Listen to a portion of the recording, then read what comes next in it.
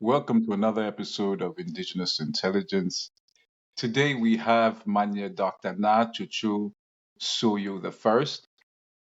She's won global recognition for her work, her teachings, her strategic leadership and business acumen and community engagement. Manye Naa Tsotsoo Soyoo the first has evolved her work into focusing on steering the next generation of female traditional and conventional leaders, building their capacity and introducing the concept of strategic, dynamic, diplomatic leadership.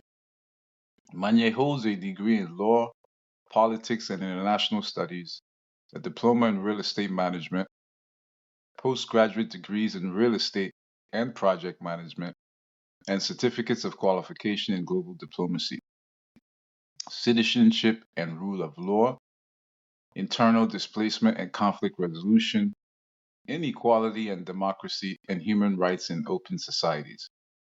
She currently sits on the panel of the UK's Africa Diaspora Malaria Initiative ADMI, and is the first female president of the National Council of Ghanaian Unions.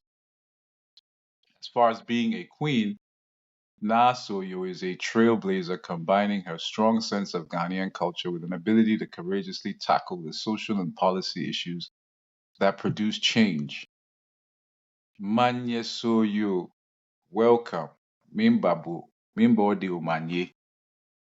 Omanye ablabo, omanye ni jengwen keshipon fin abablabo ni iblawo fin. Thanks for having me. It's a pleasure to join you. I'm glad to have you. I'm glad to have you. I've been keen to obviously get some insight into who you are and what we can learn from you. So why don't we just first let me ask a really broad question so you can, I guess, tell the audience who is Manye Naa Tsotsoo Soyoo the first? Outside of all of these beautiful accolades that I've read, I mean your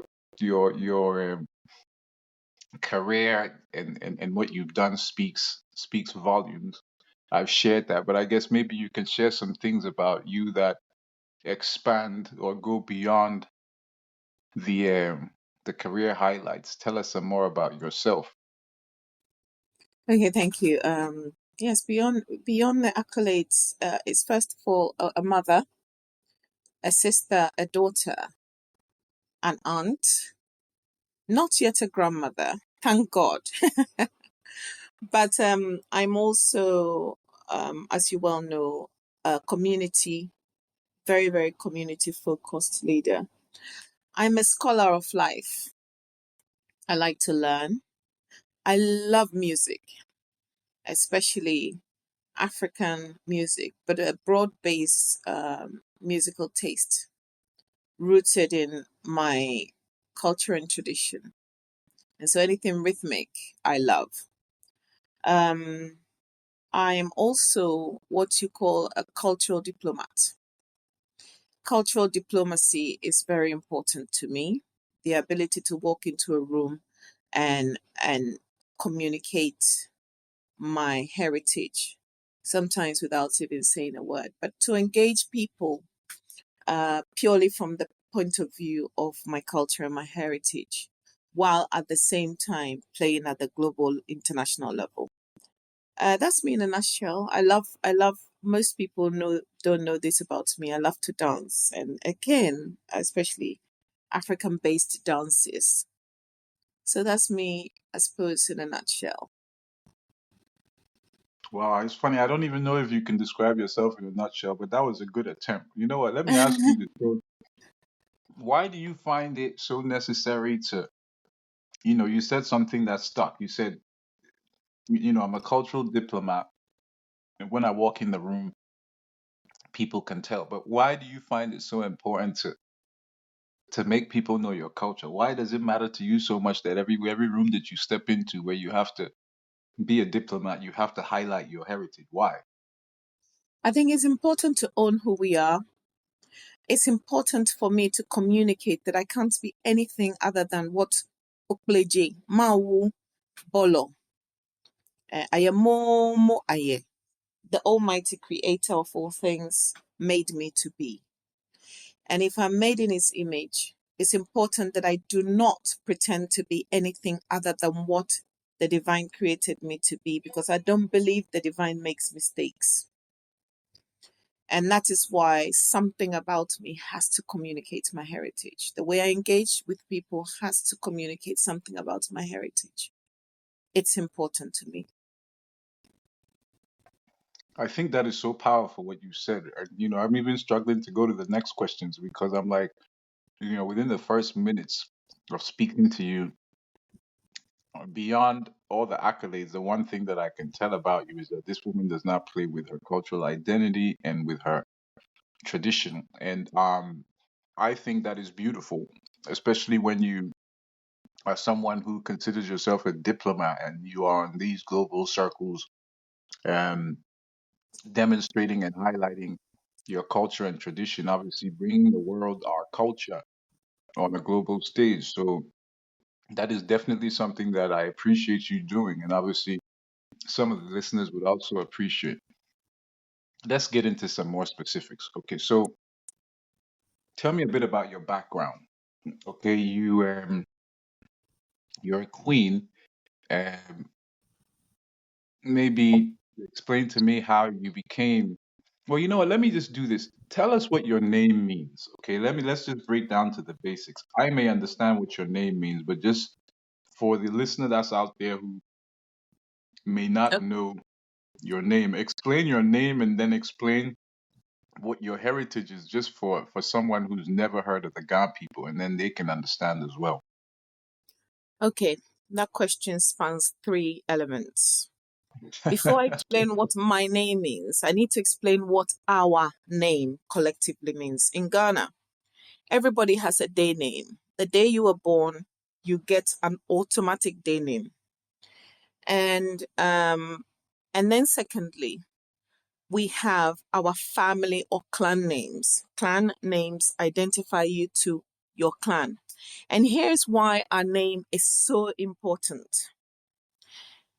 If you were born abroad, somewhere outside of your culture, outside of Ghana, outside of the Ga state, and for whatever reason, your parents determined to give you your true Ga or Ghanaian name, it doesn't matter if you've never set foot in Ghana in your life. If your parents were to be deceased and you were the only one left, you do not need a DNA test to identify where you come from. All you need is your authentic name. This is why we encourage people, even if you're to give so-called westernized names, please ensure that in there is the traditional, the core clan name. Why? If you were to go to Ghana and say, my name is Nalamle Laye, everyone or anyone within the Ga state will be able to tell you exactly where you come from. They'll say, oh, Lanyo Jibo. Therefore, they will take you first of all to the town or city you hail from. When you go to that town or city, you find the palace in there, you'll be able to talk to someone and they'll hold your hand by virtue of your name and your features and take you to, oh, mene ekole neke we eje. This is the clan this person hails from. And without any DNA testing, without any extended research, they'll take you to the home. The moment you walk in, you realize that everyone within that clan looks like you. There are similarities in features, mannerisms, etc. Our names are powerful because our names are our postcodes. You understand? And having explained it in that way, I encourage everyone, whenever you're naming your child, give them their authentic name. Secondly, what does my name mean? I was born Na Akushia. Na Akushia Kojo, in the lineage of Fuchakojo, who was the first king of Ngleshi, Jamestown. However, when you are installed as a queen or a king, you assume a new identity. And that is what in Christendom is understood as being born again. In a traditional sense, you're reborn, and that rebirth makes you a new person. And so you're conferred a new name. The name by which you were known from your childhood no longer holds. And there is a very good reason why. Because all of us, when we were children, were given so called Christian names. We went through this baptism for whatever reason. We were given so called Christian names in addition to our African names and then our surnames.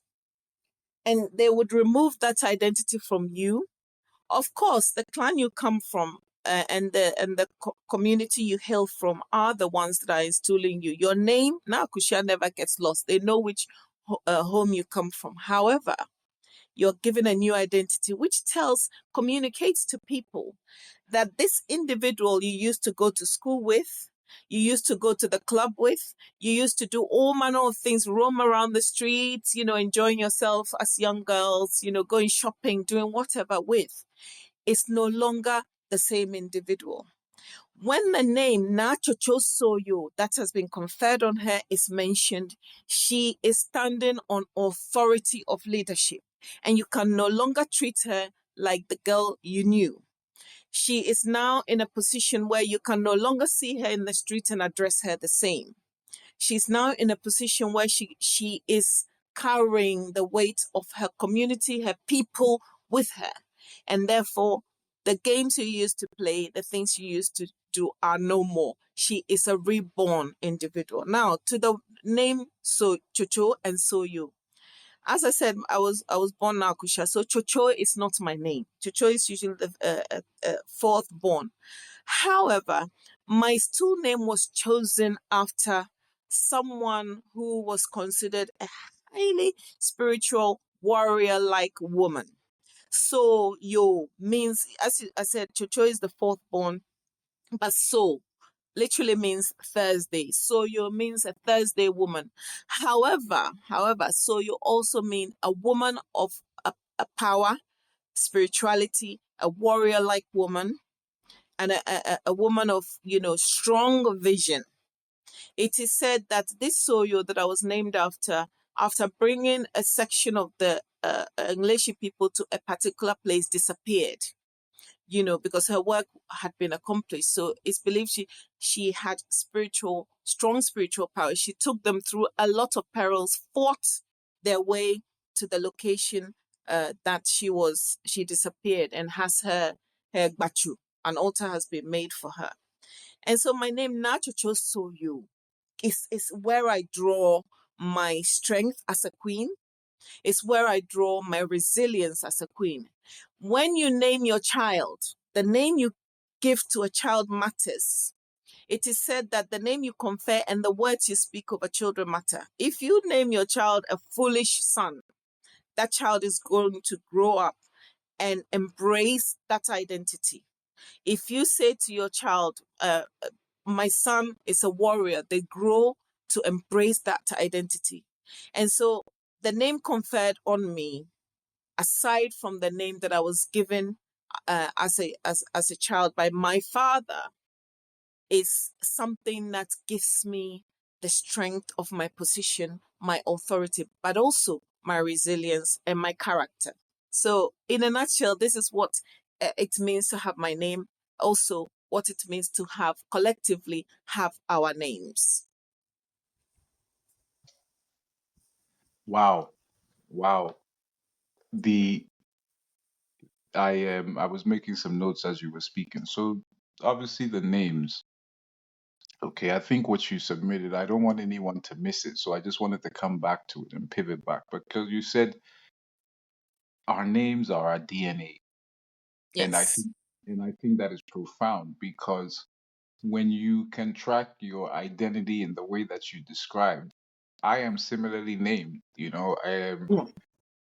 For whatever reasons, when I was younger, I didn't appreciate the fact that my father never gave me an English name because I always, you know what I mean. I went to English schools and I was always in around English people. But today, I understand the meaning of the name, and as you said, the name places you within a it is your identity because it says what tribe you belong to, it says Mm. what clan you belong to, it says what home you belong to, and it also says your order of birth, or it can even talk about other things if you were born on a certain day, as you said. So I think that is quite profound because, again, for anyone that's in search of identity, one will find an African who has his name, and oftentimes the name is really an identity. And I think that is beautiful.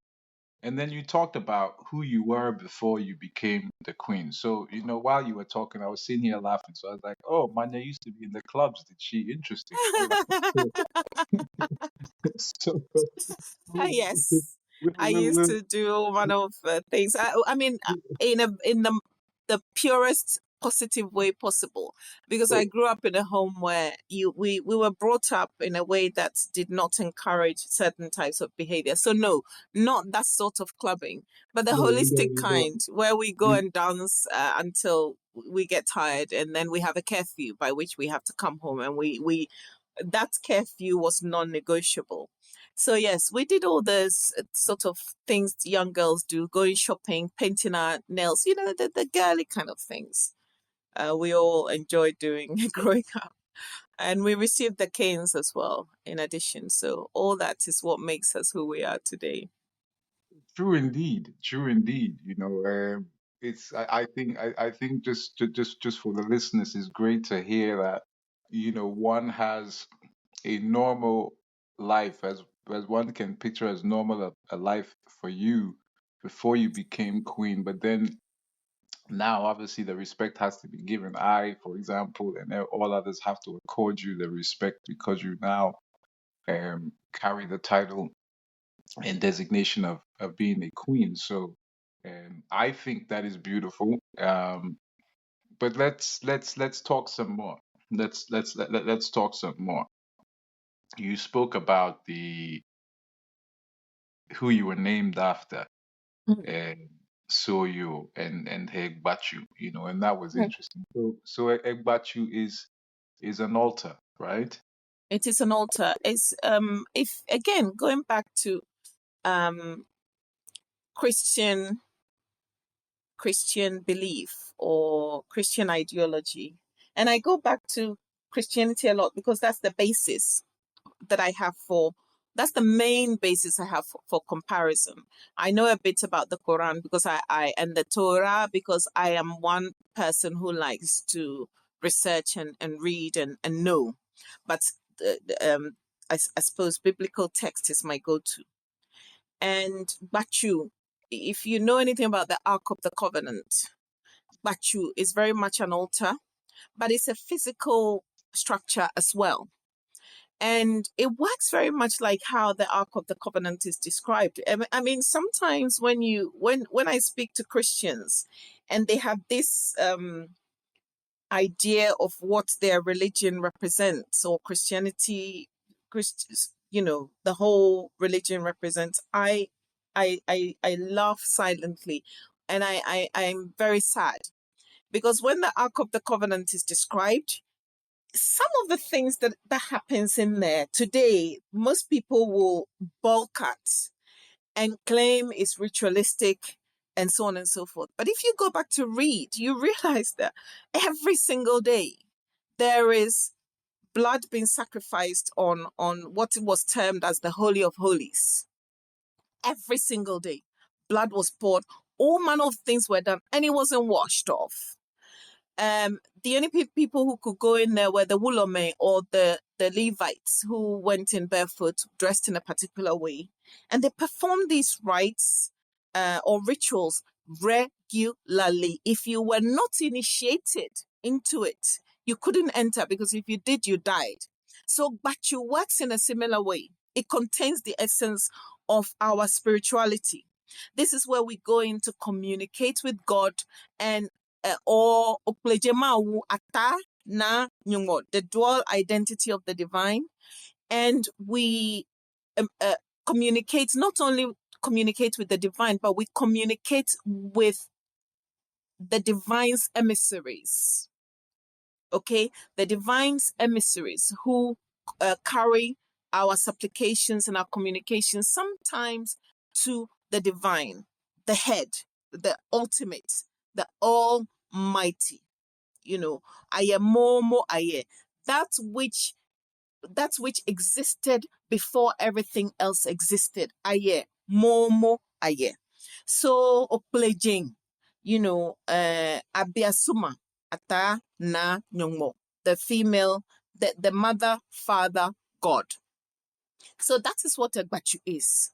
A very powerful entity where if you are clean in terms of your spirituality, you may enter and powerful things happen within the Agbachu. And this is why they built that for her, because having disappeared, the people wanted a way to communicate with her, because physically she had nobody knew where nobody was found, nothing. She just disappeared from among the people. And so it was a way to communicate with Soyoo. You're treading on an interesting path, and I want to uncover. So you talked about the pledging, you talked about Atana, the male and the female, and that is to me one of the most enamoring things about Ga cosmology, if you want to call Mm, it that, because when you trace back to our earliest ancestors, many of them would have what we would call today an androgynous representation of the supreme being, which is exactly absolutely. what the God culture has, this Mm, androgynous supreme being. And then you also talked about the emissaries, and I guess in the Ga people will call them Jemawanji, Jemawajing. Mm-hmm. Jemawanji, you know, Jemawajing. Jema, In Western culture, they call them angels, but we Ga call them Jemawajing. exactly, exactly. And I think obviously, for the benefit of the listeners, I think when you talk about the Christian parallels, I love the way you articulated that because you were nuanced in your explanation because you said it is the closest comparison that you can Yes, have to God culture. And I think that nuance, understanding that is really, really important. I say this because you know how sometimes these narratives get intertwined. They're yes. back, and then the narrative that is pretty, it's out there now about our Hebrew Israelite Mm, origins and things mm, of that nature. So I love where we've pivoted to. Talk to me about that. Talk to me about how come there is this confusion mm. within the Ghana community and this Hebrew Israelite identity. To you, who are we? I have my thoughts on it, but I'm keen to get your thoughts on it. So maybe explain to me why that narrative persists with the relation between this Hebrew Israelites and the Ga, and what we must actually understand from Manye's perspective. I think the idea that we were Hebrew is a pacifist. It's a pacifist approach, and I think that's influenced really by the fact that a large proportion of our people adopted Christianity, and we have adopted it and embraced it to this day. Now, I don't find anything wrong with anyone wanting to worship how they do, because I have a strong belief in Oklejema Watananyumo, God as an entity, and however you choose to call him, her, it doesn't remove the fact that every single religion identifies a divine being. So that's the starting point. However, the idea that we are Israelites for me is problematic because you're assuming an identity that doesn't belong to you. There's a difference between embracing a culture, a religion, and saying, because personally I identify more with this ideology, I'd like to practice it. It's like deciding to practice Buddhism because you like the idea of the structure and the discipline that comes with meditation and the kind of power it gives you when you do so, to be able to be silent and embrace your inner powers, inner being and connection with the Almighty. We were always African. Looking at the entire journey of the so-called Exodus and how this narrative has been distorted. We were in Egypt long before Israel came along. Through that biblical story, we're told Joseph came, and eventually somebody who was being rejected by his own family became a king, at which feet the family bowed. We were there long before Israel came. However, Israel, the people of Israel, the Hebrews, dwelt among the Egyptians for years. What we see in biblical text is compressed, because if you read the Bible from the beginning to the end, and I have read it, mainly because I'm fascinated by the rituals in there, and how blind people have become about these rituals and how they link to what we do at the moment. And so they came to be with us.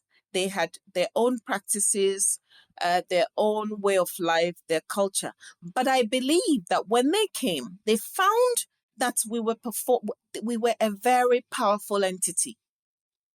If you look at Egypt, the command of Egypt and what was happening there at the time, because it was never a monotheistic religion.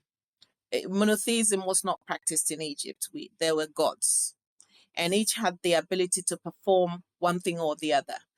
And the way I look at it is that, as we said earlier, Jemawajin, the divine needs emissaries. Everywhere in scripture, any sacred text you read tells you that the divine uses emissaries. So every force in the world has a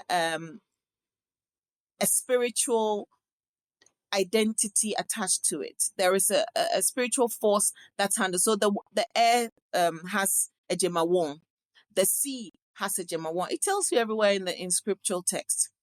So these emissaries, that was the basis of the kind of religious performance in Egypt. And then when they came and found that the people who were in Africa were very powerful spiritually, they began to embrace some of our performances. And I refer to the Ark of the Covenant, and I also refer to the Bachu. The Levite priests, if you read biblical texts, they describe exactly how our Wulome dress and how they're meant to behave to this present day. When you look at what happened in the Holy of Holies, the rites that have to be performed, it is exactly what our Wulome do when they go inside the Bachu. The attendants in the temples and attendants to the Ark of the Covenant, the way they dressed, it describes how our priestesses and priests dress and behave to this day. And so I believe strongly that rather than we would have adopted some of their practices, yes, because it's human interaction.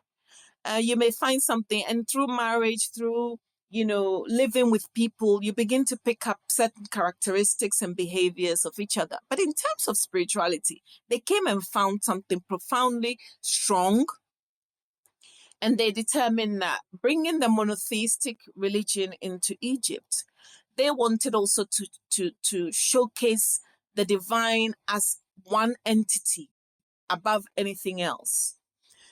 And that is okay. I don't have a problem with it. But when the Exodus happened, some of our brothers and sisters determined that they were going to also leave Egypt and travel, because some would have married Hebrews, Jews.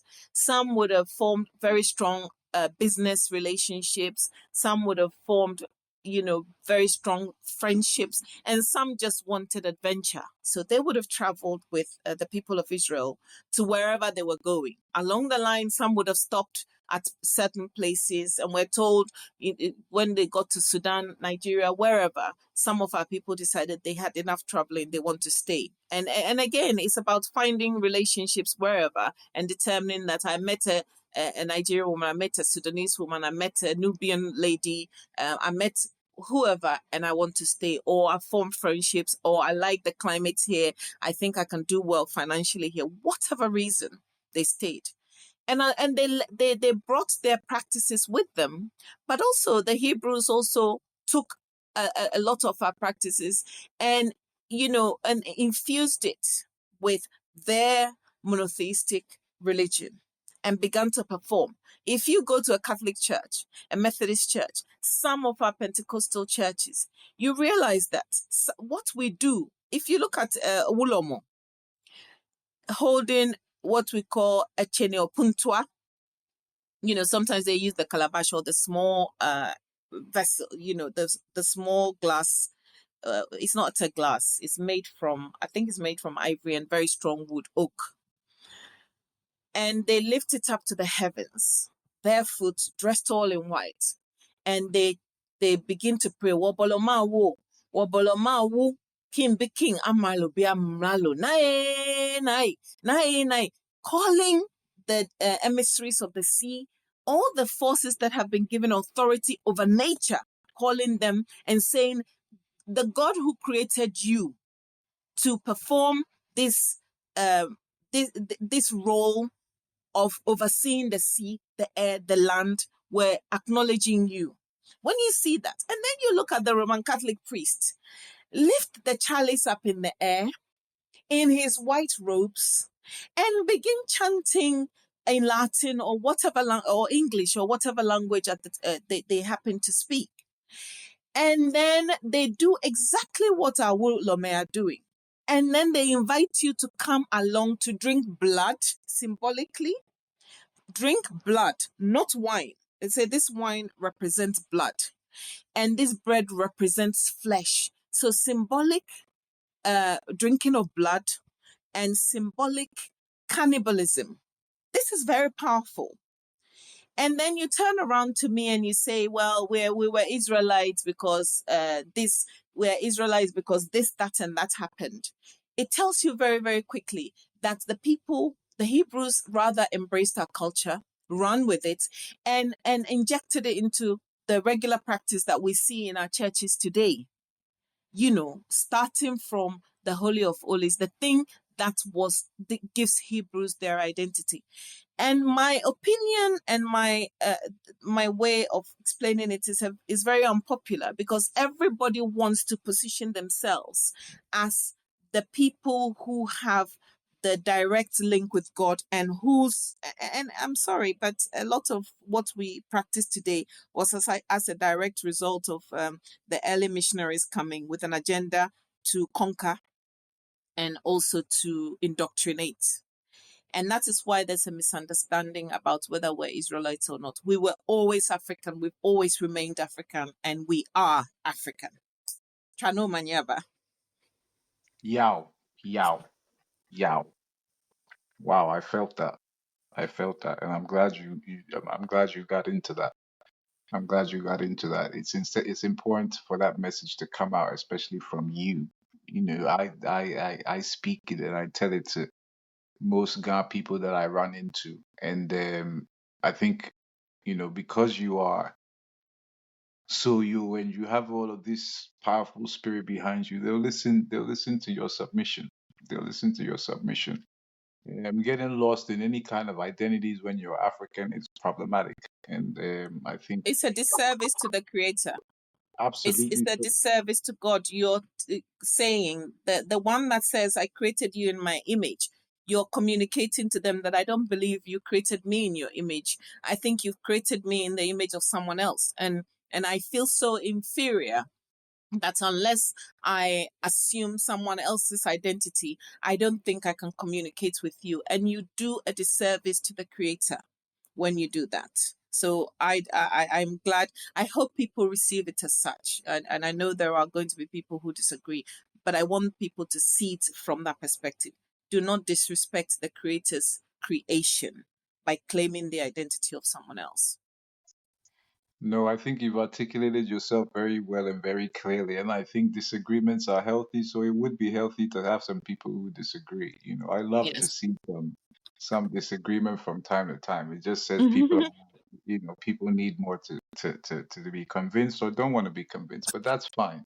Yeah. Okay, I wanna let's talk about something, and this is something that I don't usually ask, but I'm gonna ask you because let me see if I can contextualize it this way. So my thoughts on some of the things that we have lost as a people through religion, through Islam, through Christianity is our reverence for our women. Yes. I my learnings have suggested that the African woman, Waname, were Mm-hmm. more powerful and more involved within society than what we see today. Mm-hmm. So, Mm-hmm. what I want to get into is I want to specifically ask about gender roles and equality because to me, I see that the role of the woman switched significantly when we went into Abrahamic religions. When you look at how Eve gives Adam an apple and how she's Mm. represented, women kind of, from my perspective, I've read the Bible, studied it quite well as well. But you see the role of women as um, servient to men. So my Mm. question is, how what were I guess the question is how have gender roles changed in your view? How did Mm. ancient societies approach gender roles and equality? How what is it supposed to be within our tradition that is lost? What is our gender balance and what is gender rules and what is equality for the Ghana people? So again, I want to hold up a mirror. When you go into court, you go with the law book. So because Christianity did a lot to change cultural identity, gender roles. First of all, you mentioned it at creation. If we're told that someone was approached by, and we can have a conversation, a whole conversation later about who this identity of Lucifer or Satan is. And again, that is a huge misrepresentation, which is why a lot of Christianity is in trouble now. Um, if you don't know what it is you're fighting, or you don't understand what it is you're fighting, you're in trouble. But if we look at the concept of the devil in Christian texts, the man was there. Why did this idea, this devil, approach the woman first? Ask that question. And it begins to tell you something about how powerful the woman was. When the narrative was changed, it was because someone was afraid of the power that women hold. In history, women, the female was venerated. So there are a lot of goddesses. The female was highly venerated. And yet, out of fear of the power of the feminine, the narrative was changed on purpose. Now, again, let me hold up a mirror. And to Christendom, I want to say something. When Christ first, when we're told the Christ died, the first people to physically see him in non-human form were women. And you've got to ask yourself, why was that? Why? Why is it that within biblical text, although in some snippets tell you it was the females who were attending to him a lot of the time, why is it that their role has been distorted or in fact blurred or in most cases removed so much to the point where it feels almost insignificant? When the Christ had to perform his first miracle, who approached him? Forget the maternal, the mother-son, the maternal relationship.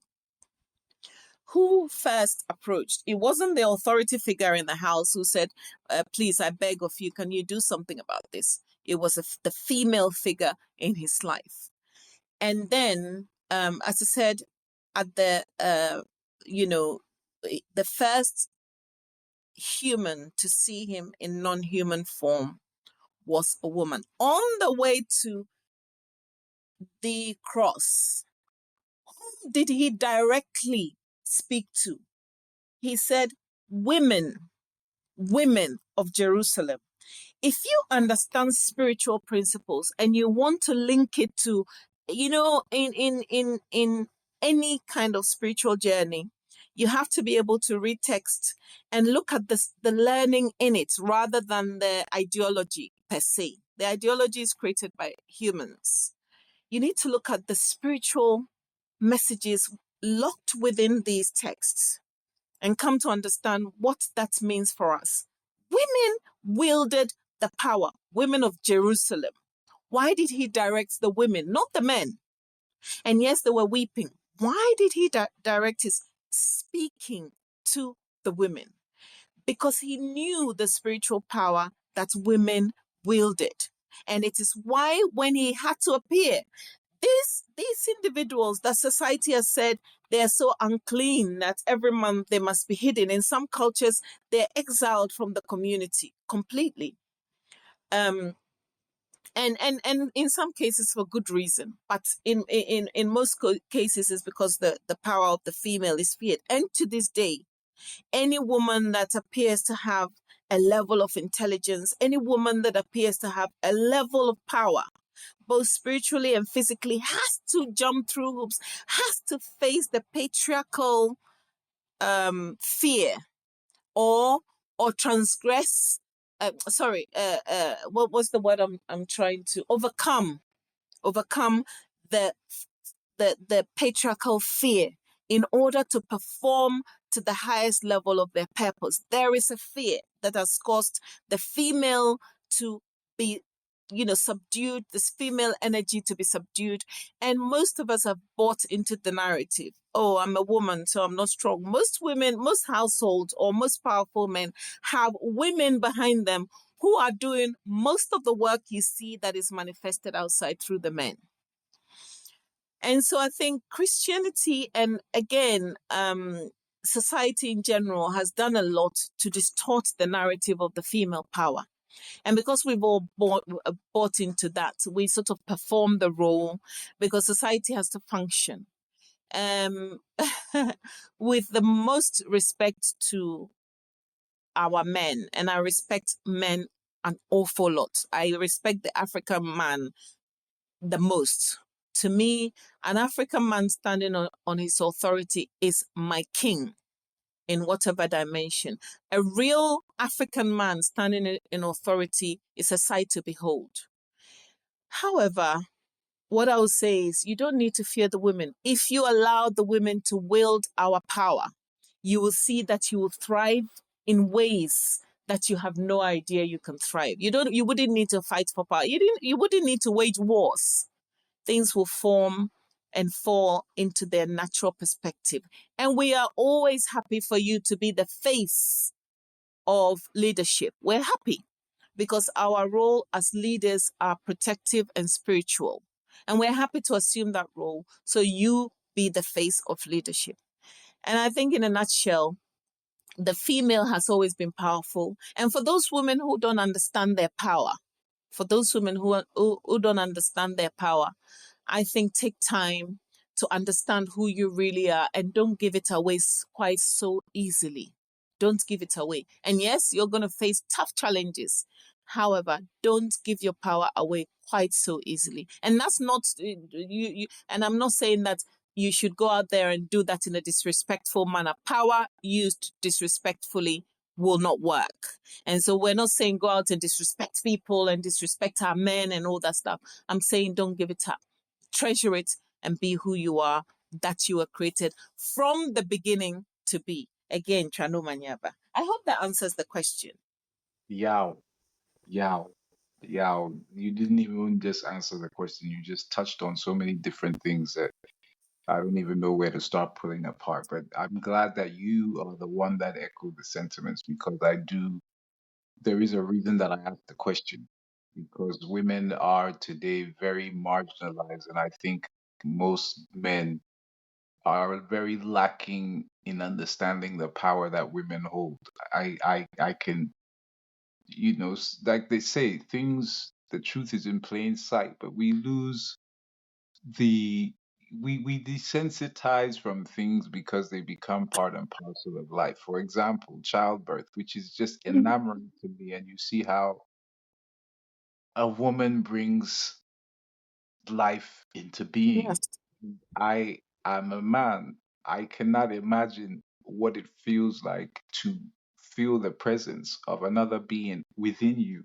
It Mm. almost mimics to me what I saw in a movie called Alien. I think it was Sigourney Weaver, a famous American actress who, in the movie Alien, I think she's pregnant, but it's like the whole concept of even the relationship that a mother has with child, which actually begins in the womb, because they Mm. say before the fetus is fully formed, before it can smell, before it can speak, the first sense it develops is hearing.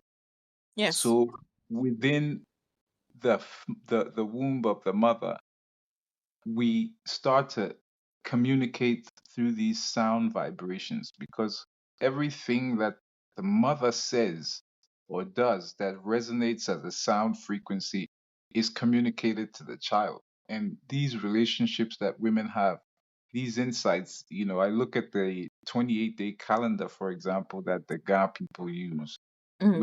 which mimics the 28-day menstruation cycle Yes. of our For women. woman.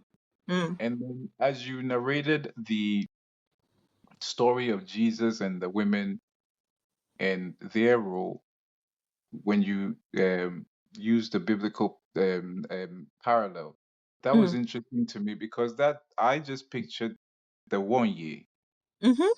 Mhm. that's who I pictured, and Yes. and that's who I pictured, that those women were the one year, and The it is way the attending to one. him. Yeah. Yeah, and yes, I think it is very problematic that society today has marginalized women. So I think men do have to take um, a deeper interest in understanding how our women operate and allowing them to operate in a certain space. And it takes learning, because just like how we've been colonized and how we've been Christianized and how there's just so many things to uncover and heal from, but it all starts with the conversations. And I'm happy to obviously create the platform to have these conversations. But men need to do better. We need to be engaging our women in having better conversations, and we also just need to understand, you have said you can do it in a respectful way. You have said, listen, we're spiritual beings, we you know what I'm saying, we do things behind the scenes, you know what I mean? So all of these things, I think men need to know that women are not a threat to us. And like you say, most of us successful men have a woman behind us who is actually doing some of the things that we're not capable of, that's actually holding for, and that's actually hard to quantify. So that's And really. I want to add, Nimanje, I want to add two powerful images to this conversation before we wrap that feminine energy up. We're told science has told us that before the fetus fully forms into a full grown human and it is born, every fetus is female. Let me repeat that. Before a fetus becomes a fully grown human, it is first a female. And then, as the hormones and chromosomes begin to divide itself into what the um, what do you call it, the gender is going to be, it determines then whether, based on how strong the XY chromosomes are, it determines whether the individual is going to be male or female. Femininity starts from the divine creation, number one. The second thing is, when a human is born, the first individual from whom you draw succor, life, after the breath, after you take your first breath, the first individual from whom you draw life, food, is the female. which is why science has turned it into, breastfeeding is important because it's, and they tell you that any woman who breastfeeds their child, it gives protection against all manner of things. So not only have you created life from the feminine energy, carried life, brought it into being, but you're directly, as a woman, you're directly responsible for whether this being lives or dies. Now, when in modern day they try to mimic the breast milk as closely as possible, because all manner of factors mean some people don't want to breastfeed, from health reasons to just vanity. Somebody says, I don't want my, you know bits to sag, so I don't want to breastfeed. But when you look at the woman in that way, you realize just how powerful, which is why I always say men should not be afraid of women in that sense. you know every single one of you and every single human not only was given life by this feminine energy, but you drew your first sustenance from the body of this individual. And the Almighty made it so that even if there is no money at home for that child to be fed and to live, the feminine body has food that will keep you alive. And how powerful is that? So when, for those men who are inclined to be domestically abusive to their partners, whenever you attempt to raise a fist, no matter how angry you are, think on that for a moment and realize that when you do that from a position of fear and from the position of the need to control and from the position of for the need to devalue that feminine energy in the woman, you are, every time you strike, you reduce your own ability to be powerful, which is why most men who are domestically abusive never have peace of mind. They have anger issues. They get provoked at the least. You're never at peace because you're touching an energy that gave you succor and gave you your not only life, but your first meal to sustain you. Chano Maniaba. Yeah. Wow. Wow. It's powerful. That's really powerful. Wow. We talked about the science. Now we all start from as females. That's interesting. Look, Most people don't know that, most people do not actually. know that. Most Mm, people do not know that. But you do also. I like what you said about the concept of breastfeeding because again, things are in plain sight. But now you talk about sustaining life. yeah. So it's not just I mean it's sustaining life through that, you brought life and you sustain life. So men bring it onto themselves because when, these unfortunate situations happen when families break up, which, is a problem within the community here in the diaspora, in the black Yes. community, when these families fracture and the vitriol and anger from the men, creates tension between the partner, and then there's issues with the family. I think men don't really understand that if you are not in a safe place with the mother of your children, then your children are not really under any form of your control. Because Mm. if the children have any form of relationship, unless the mother is absolutely horrible, your Yes, which children, there are. which We there mustn't are, idealize every woman, which there are. Yeah. we're not. I mean, Yeah. that is definitely a thing. We see that in the society. It is a problem in the society. But in the case where there is a woman who is doing her best, Mm. we're not giving women a free pass. But look, there have to be things that men have to understand a little more because what women have to deal with in society in terms of the everyday things like running families, they never get opportunities to stop. So they don't Mm. have much time to be able to be reflective. It's fighting, my son this, my child is sowing this. Yes. there's a lot of pressure, and women have little time to be able to find the spaces to stop and to create. So obviously that creates a lot of pressure. So it doesn't make the situation much easier for them. Um, so that's one. But I think the dialogue has to be had. And I think, like you said, we both need to take responsibility, men and women in the community, and Mm. understanding who we are and what roles we have to play. So that is a really beautiful submission. I love the way you articulated that. That's a thing, and I'm glad we touched on that. I'm glad we touched on that. Let's talk about, you talked, all right, so let's pivot a little bit. Let's bring some. So dancing, you talked about dancing. You say I like dancing. And then so dancing, you know, dance. What does dance mean to you? Why do you love dancing so much? You sounded pretty passionate about dancing. What is that? What does that mean to you? Dancing means to me a communication with the divine.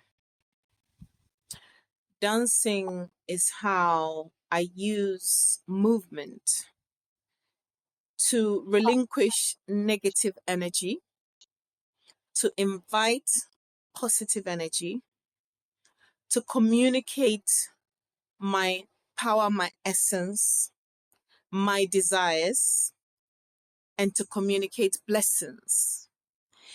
And when necessary, to warn, to issue warning, but also, as a very, very, very last resort, dancing can be used as a curse. Have you ever observed a woman so beaten down that they're crying, and as they dance they burst into tears, or they are crying and dancing? That is one of the scariest and most powerful things that can happen. So for me, dancing is my way of communicating. It's a way of release.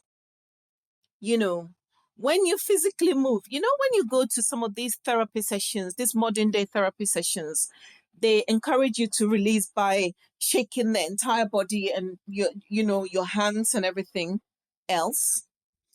That is to release negative energy. That is dancing, but in a way that we don't see as dancing. So I love dancing for I don't just dance, I dance purposefully. And I find that even communicating my femininity, my feminine energy in a room full of people where I feel you need to acknowledge my femininity, dance. Not in a vulgar, suggestive way, but in as classy and as beautiful a way as movement can be applied to make that communication. And I encourage everyone to two things I encourage everyone to do, or three actually, is sing. Sad, happy, sing. Second thing, please learn to cook. And at this point, I want to talk to my fellow women and also the men who are listening. We have made this idea of being in the kitchen and cooking as a tool for control. You're a woman, you have to be in the kitchen. And it's become undesirable to some of us women. But for both the male and the female, learn to cook. Cooking is a beautiful love communication. Anyone who feeds by the works of their hands communicates love beyond just words. So for me, learn to cook. Cooking is a center, is a conversation piece. Oh, Nieni Nongo, this food is lovely. What ingredient did you use? It brings people together. And when you look at the idea of communion, it's about food, eating together. So please learn to cook. Don't say me, as for me, I can't cook, or we have to go to the restaurant. You don't know we all go to restaurants. And that's why most people are encouraged to pray over, however prayer you pray over a meal before you eat. Because you don't know what spirits have, or what spirit has touched that meal you're eating. And it's okay to go to restaurants. I'm not scaring anyone from going to restaurants, but what all I'm saying is if you know how to cook, you input into the food the kind of love you want to communicate, which is why they say the way to a man's heart is through his stomach. Learn to cook and then learn to dance. I can assure you, we live in a society that's so high pressure, pressure cooker society that we live in, that there are so many people experiencing all forms of mental health. And that is not madness. That is just the kind of lifestyle we have to live. Everything is so quick, so fast. We have too much information available. We're overstimulated mentally, physically, in all ways. We're struggling as humans to catch up. Dance. It heals so much, not only physically in your body. Movement heals you. We know it helps the blood to circulate. We know it helps the heart to pump properly and to work as it should. But it also releases so many of the anxieties that we have to carry around us. It removes fear when things get so bad that you don't know what your next step is. Just dance. And so for me, that's what dance means to me. It connects me to several things all at once. Because life is difficult as it is. So I hope you dance. There is a song that I love very much. I hope you dance. Wow, I'm listening, and it's funny because let me go backwards. So you talked about rushing. So I was in a grocery store the other day, and I was rushing through the aisle, and I Yeah. rushed. I didn't really bump, but I rushed, and there were two older ladies um walking through the aisle, and one of them, I overheard one of them saying, I think she said, "Beatrice, you're walking too slow. Move away for the man. We're too slow." And you know what? I caught myself. So I got into a conversation with them. So I stopped and I said, "Oh, don't worry, don't worry." And they were like, "Yeah, we're too slow." And I looked at them and I said, "No, I'm from a quick society and I'm in a rush. And this is what my society constantly do. We are always in a Yes. rush. We're in a rush. And I have made you feel like you're not moving fast enough." Oh, how beautiful. And we had this lovely conversation. So they were like, "Oh wow, that's so," and I said, so we had this conversation. I was like, we wake up every day, there's an alarm clock, we're running, you're in the grocery store, you're in a hurry, and we're bumping into people that are walking at the normal pace of life, but we are rushing them, and Yes.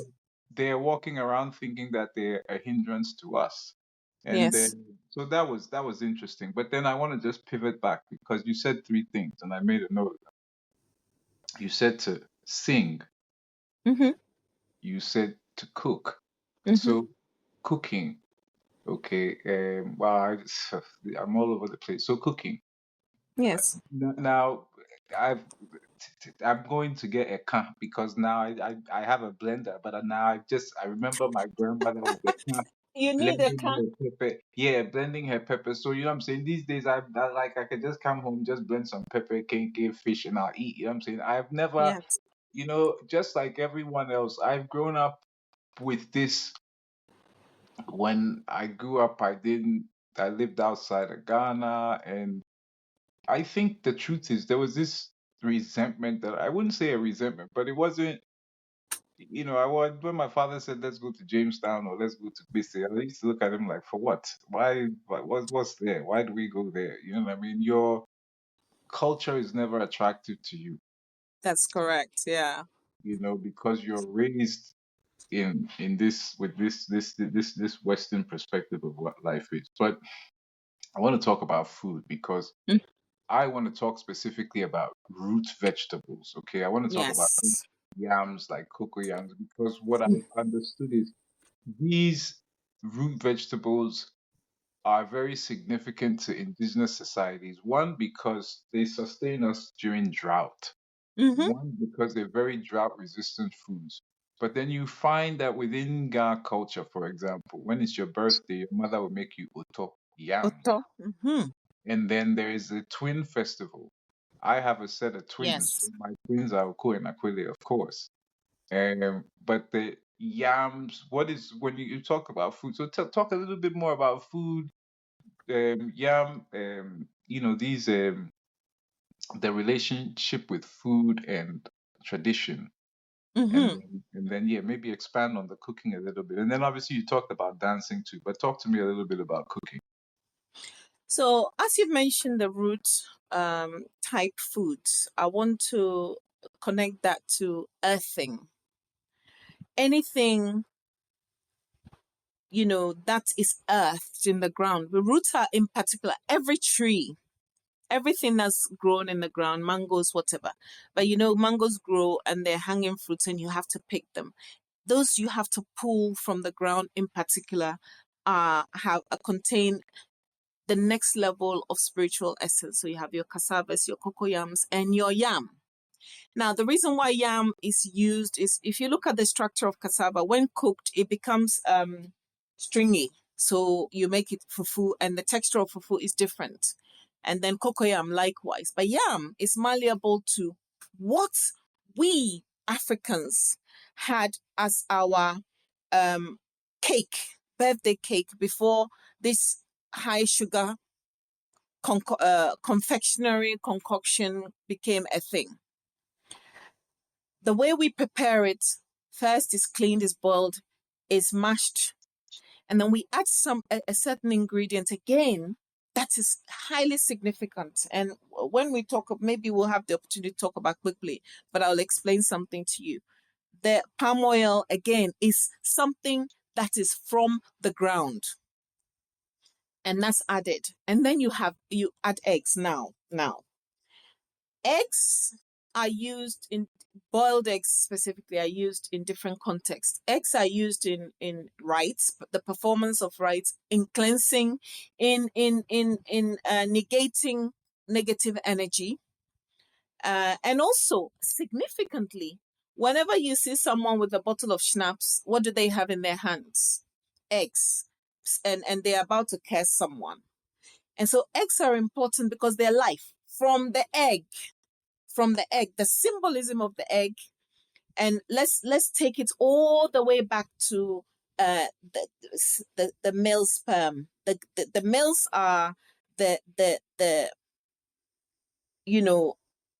givers of the life form that inhabits the woman's eggs to form a human being. So the idea of an egg is life itself. You understand? And so eggs are added as a form of life, as a way of drawing spiritual energy to that individual. When we conduct the rites of passage, there is quail's eggs are the smallest. Girls may be made to swallow a quail's egg, the smallest, and drink natural milk as a way of blessing the womb, but also in a way to demonstrate to them why they must keep their their dignity until they're very sure of what they're entering into, because things go wrong as a result when you don't do that. So the use of yam, palm oil, and eggs, very spiritually significant. And when you come to understand why we use it in the birthdays, it's a form of saying we're adding life to you, but we're also celebrating your rebirth. We're also celebrating your life and the number of years you've come to be on this earth. Somewhere along the line, we thought we were indoctrinated to believe that civilization means going to the shop and getting this sugar infested confectionery and celebrate it. Now, it looks aesthetically beautiful, and that's okay if, life mustn't be too hard. So if someone wants to use a birthday, and I have used it for my children, and so on and so forth. I've actually made birthday cakes for my kids, but in a very different way. But if someone wants to buy a beautiful cake for the aesthetics, that's okay. But it has no spiritual significance. Now, every single birthday, you will eat oto in the morning before you go and touch anything that's going to give you diabetes, that's going to bring disease into your body. So that body is going to be blessed. You're going to be offered new life. Your life is going to be celebrated in the earthy way, in the way the divine intended. We're going to bless you before you put disease in your body, you know, and in both ways we've satisfied your ability, your need to have these aesthetic photographs to show your friends that I had a birthday cake, but also they must understand what to is. That was our birthday cake before uh these birthday cakes came along with candles. The eggs were our candles before they placed candles around these cakes in celebration. Now, when we do oto and we put the eggs on there, in the olden days, we would like it. There are so many ways songs are sung and a fire is lighted. That was the candle because light represents life.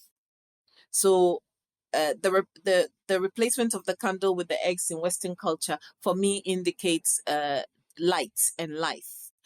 And I suspect again, you wonder how this came to be, how this whole egg situation came to be. And I wonder whether that was a copying of what our Western brothers and sisters saw us do. And then they decided to create it with flour and add sugar because we live in a society now, a westernized culture now where everything has to be sweet or children won't eat it. So for me, that's why the oto is so significant in everything that we do. Wow. Wow. Meanwhile, I love Utoso. You're talking to someone that loves his Utoso. I love that. I love that. Tell me about how you so look, that like you said, I have kids. When it's their birthday, I buy them cake. You know, we're all We all trying to do. find. Yes, we're all trying to find this balance between the Western life and our indigenous culture, and it's a tough balance at times because our kids are products of society, and so are we. So, it's that balance that we strive to find. But how does that translate into your everyday life? I guess maybe the question is, how do you practice your culture every day? What is your everyday life like as a queen and as a mother? Um, what does your everyday life involve? Are there um practices that, I mean, obviously you don't have to share details, but how do Mm, you mm. how do you express your culture daily? Is there anything that you do specifically? I mean, you've talked about cooking, but um, what other ways do you express your culture on a daily basis? A lot of the time in the way I dress, even when I'm in Western mode. So we all, if you live in the UK, if you're involved in any kind of Western style work, consultancy, whatever, and you have to go to an office, of course, there is a code which you have to conform to. But something about me will tell you that this individual, there is something different about her. So through my outfit and through even my accessories, especially my accessories, when I have to meet in a with anyone, most of the time I would go dressed in African wear. And if you know me, most of the time you see a head tie and my accessories would also. So presentation is important to me, how I present. And I want people to ask questions. But why are you dressed like this? Why? What does these slippers mean? These sandals mean?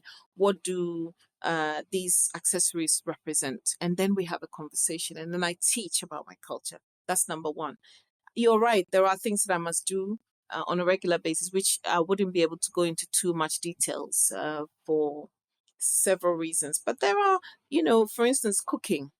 When I'm about to eat, and as every traditional ruler knows, when you're about to eat, you have to first set some aside for your for your deities, ancestors, etc. Share in communion with those entities that protect, support, guide. So that's one of the main things that I do. But also, I like to think with my kids, I have, with my children, I have sort of ingrained in them a sense of their identity.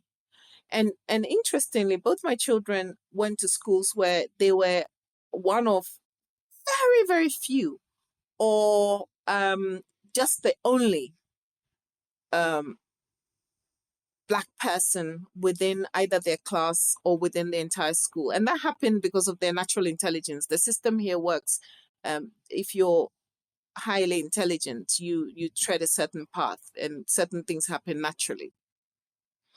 But in that, I have ingrained in them a sense of identity. So if you see my daughter, for instance, everything about her is, you never find these lashes, nails, all those kinds of things, or you know, she's very organic in her look. And I've made her understand that there is nothing to be ashamed of. And also it's important to make them understand that it doesn't mean you run around looking unkempt. There is a difference between keeping things organic and natural and just looking downright unkempt. You must groom yourself and present well. You must be well groomed. You take your personal hygiene very seriously. Your hair must always be combed and looking great, but in its natural state. And when if and as a young girl, if you feel once in a while that you want to accessorize with what a wig or whatever, then it's okay too. But you must make sure you know what you're doing. Um, unless and I say this with all sensitivity, because there are people who have gone through trauma. There are people who have gone through illness, who for whatever reason have lost their crowning glory, which is their hair, and must necessarily wear these accessories that are wigs. And that is okay, because at some point or another in all our lives, we have had to do so. And that's fine. That's fine. We mustn't make people feel so guilty that they have no way to express their beauty, and they're forced into a corner where they feel guilty about expressing their beauty and feeling comfortable. But what I want to say to people is when you buy these wigs and you must necessarily wear them, please perform a prayer over them. Again, it's a spiritual transference. And I say this, and I'm dwelling on this issue specifically because, again, science has proven, as if you've been following this DNA scientific discovery and conversion theory now, you realize that the hair is a transmitter of energy. It's like an antenna. The natural hair is an antenna. So if you are someone who has been spiritually gifted, if you don't have the, unless for whatever reason you have experienced a certain level of trauma and you must necessarily wear it, then you find another conduit. However, the hair is a transmitter of divine energy. The hair is the sun on your hair. You have no idea the kind of power it can give you. So these are for me some of the ways in which I express my identity, and also that of my children. I teach them, and any young people that I coach, because as you know, I do coaching. I coach a lot, and I help people. My coaching is from a spiritual and also from a practical perspective to help people understand, embrace, and not feel guilty or ashamed about their identity. And that's what I do with young people. I'm seeing very, very good results as a result of teaching in this way. So that's how I carry myself, conduct myself every day. That's wonderful. That's wonderful. I think that's beautiful. I think that's wonderful. The what I'm looking at how much time we have. So what are your final thoughts, or what advice would you like to leave our listeners about living authentically and embracing your culture? What are your final thoughts, and what would you like to tell the listeners? Okay. First of all, I want to tell all listeners that do not, life happens. We are all, we all have to grow up with both nature and nurture. Our natural instincts and the way we're brought up, the kinds of influences as we're growing up that interfere with our natural abilities, existence, preferences, etc. One of the things I want to encourage everyone is, yes, life interferes. Please begin to see those interferences as what they are. So you went through an abusive relationship. How did that happen? What permission did you give to someone? And this is not, I want to say it's not victim blaming, but I'm saying in terms of personal ownership and responsibility, and also helping you deal with some of the traumas. What happened for me? What is it within me that caused me to allow or give permission to someone to treat me in this way? Was it love? Was it money? What was it? Ask that question. But beyond that, there is nothing fundamentally wrong with you. The only thing that will be wrong with you is if you accept negative behavioral types or behaviors and begin to replicate those negative behaviors. I've seen something on TikTok, someone is hitting their girl and it makes them feel like a man. Or I've seen something on TikTok, a woman is hitting a man, or they're doing this, they're doing that, and I feel like that will make me feel like a man if I do the same. I've seen something on social media, someone went into a shop and they smashed the place up, or went into a hotel and they smashed the place up, or went to steal. And I think it's funny. So I'm going to try it because my friends are daring me. I want you to always fall back to the essence of whom you are. You were created in the image of the divine. This is terribly important. And the divine resides in your spirit. And if as a man, you have to represent, you have to know who you are and embrace that. As a woman, if you have to represent, you have to know who you are and embrace that unapologetically, but not disrespectfully. There is nothing wrong with your culture.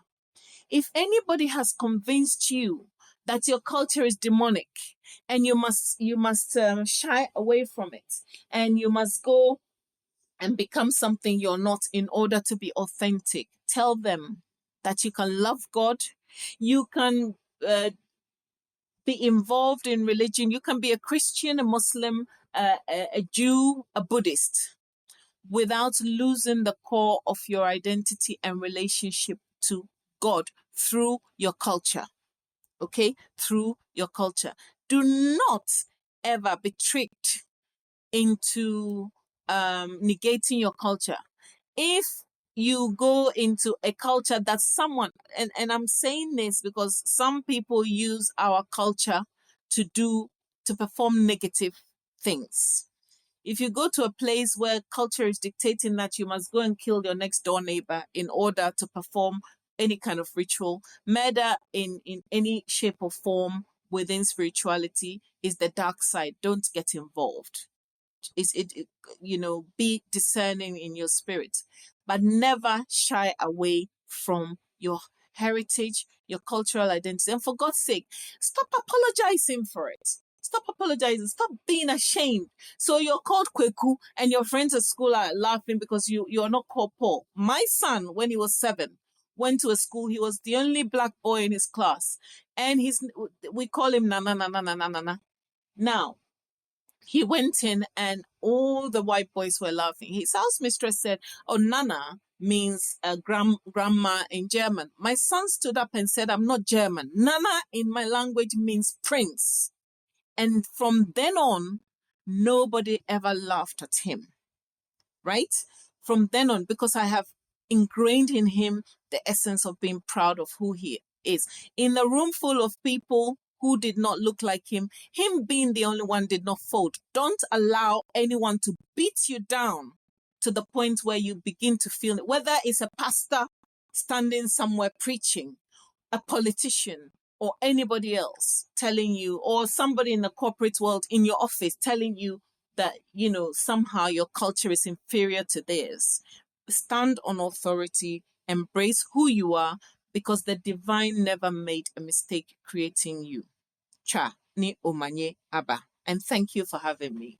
Yow, yow, yow, yow, yow. Okay, so where can we find you? Where are you? Are you on any social media handles? Where can we find your work, or where can any of the listeners find you? If you want to contact me, you can have two social Facebook official Facebook accounts. Is Naa Tsotsoo Soyoo dash Queen or Queen Naa Tsotsoo or Naa Tsotsoo Soyoo the first. But if you go into Google and you type in Naa Tsotsoo Soyoo the first, chances are, and the first is I, the Roman numeral I. Chances are you find all my handles. There is a Twitter handle. Every all the There's an Instagram handle. There is a TikTok handle which has recently been created for me called Shikonye or Earth Mother. And if you want to contact me for any reason, for coaching and so on and so forth, you can send a message through any of these portals and I will be happy to respond. You may also send a message through my telephone number. Well, a number that will definitely come through. And that number is for those living outside of UK is +447510 258 785. And for those in the UK, 07510 258 785. You can do that via WhatsApp. And you must specifically put in the title request for coaching, or just put coaching, and I will be more than happy. Once that has been flagged to me, I'll be more than happy to respond and schedule a time for us to have a preliminary conversation, and then we take it from there. Manye Dr. Naa Tsotsoo Soyoo the first. Oyuwaladon, thank you very much. It's been lovely having you. You've shared some really insightful bits of information, and I personally, I'm elated that you made the time to speak with us, and I hope the listeners out there are going to be empowered by hearing you. But thank you very much, and it's been lovely having you on the show. Thank you for having me, and blessings to all your listeners and to you and your family. Thank you.